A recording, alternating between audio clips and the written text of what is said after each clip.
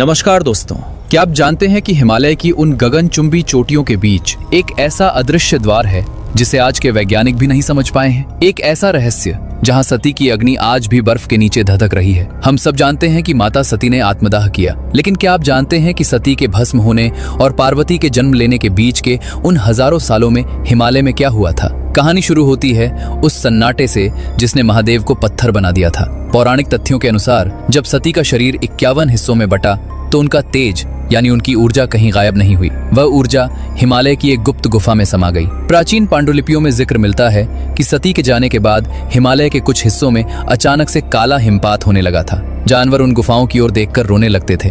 कहा जाता है कि वो सती की उस अधूरी शक्ति का क्रोध था जो अपना नया रूप ढूंढ रही थी। क्या वो महज एक इत्तेफाक था या प्रकृति किसी भयंकर युद्ध की तैयारी कर रही थी? रहस्य गहराता है राजा हिमवान के महल में। जिस रात माता पार्वती का जन्म हुआ वो कोई सामान्य रात नहीं थी। शास्त्रों में इसे शून्य काल कहा गया है, एक ऐसा समय जब समय की गति रुक गई थी। कहा जाता है कि उस रात रानी मैना के कक्ष के बाहर खड़े पहरेदारों ने कुछ ऐसा देखा कि उनकी आवाज हमेशा के लिए चली गई। उन्होंने देखा कि पूरा हिमालय अचानक से रक्तवर्ण यानी लाल रंग का हो गया था। कक्ष से कोई शिशु के रोने की आवाज नहीं, बल्कि वेदों के मंत्रों की गूंज सुनाई दे रही थी। और सबसे डरावनी बात, रानी मैना के पास जो कन्या थी उसकी परछाई एक सामान्य बच्ची की नहीं, बल्कि साक्षात महाकाली की विशाल आकृति थी। वो एक संकेत था कि जो पैदा हुई है वो केवल एक राजकुमारी नहीं, बल्कि काल को भी जीतने वाली शक्ति है। लेकिन असली रोमांच तो तब शुरू हुआ जब पार्वती बड़ी हुई।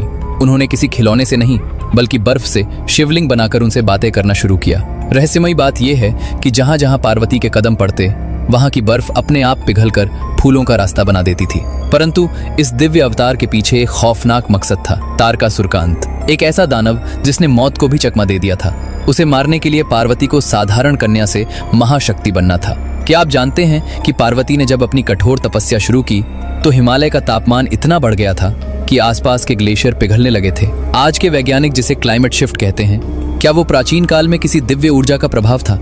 आज भी केदारनाथ की पहाड़ियों में कुछ ऐसे क्षेत्र हैं जहां आम इंसान का जाना वर्जित है। वहां के स्थानीय लोग बताते हैं कि अमावस की रात आज भी उन गुफाओं से वही अलौकिक संगीत सुनाई देता है जो पार्वती के जन्म के समय गूंजा था। तो क्या माता पार्वती आज भी उस सूक्ष्म रूप में हिमालय की रक्षा कर रही हैं? या हिमालय के वो गुप्त द्वार आज भी किसी और बड़े रहस्य को दबाए हुए हैं? आपको क्या लगता है, क्या विज्ञान इन दैवीय शक्तियों के आगे छोटा है? अपने विचार कमेंट्स में जरूर बताएं। और अगर आप भी महादेव और माता पार्वती के भक्त हैं तो कमेंट्स में जय मां पार्वती लिखना ना भूलें। ऐसी ही और अनसुनी कहानियों के लिए